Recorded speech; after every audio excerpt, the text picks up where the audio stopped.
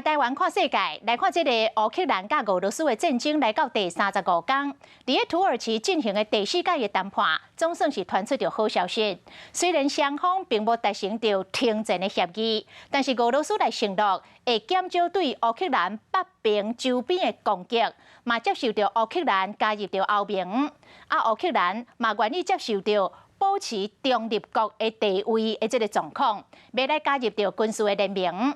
也毋过美国质疑讲，这是俄罗斯的缓兵之计，讲因为俄罗斯伫战场的进度无顺利，才会改变战略，减少着军事的行动，并毋是真正要脱离着基辅。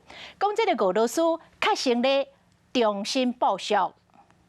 乌克兰俄罗斯战争拍30多天，举行过4摆谈判，这摆是头一摆谈判有进展。双方对中立国条约、威胁化，佮有提供乌克兰安全保证等等的议题，进入实务谈判。乌克兰同意接受中立国的地位，不过希望联合国安理会常任理事国佮有另外5个国家会当提供乌克兰安全保证。俄罗斯认为谈判有建设性，为着互相信任，为后续的谈判创造有利的条件。俄罗斯这边嘛讲。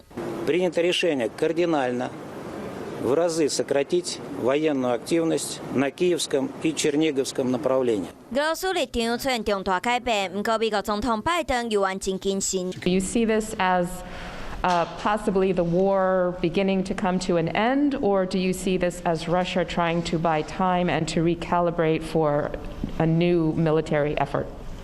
We'll see. A top Ukrainian general said that Russia's effort to take Kyiv had failed, so it is focusing elsewhere.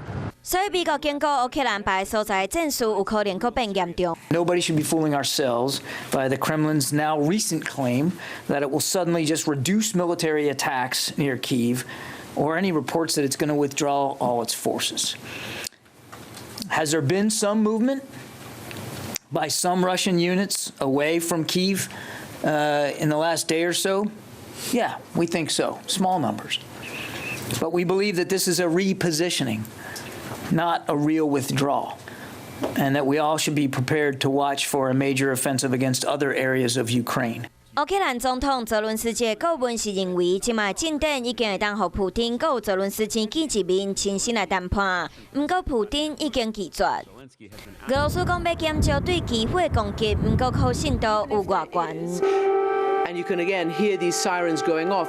美国和乌克兰的军方研判，所落来俄罗斯的攻击会放伫东部佮南部，要确保俄罗斯的军队即卖已经有的成果。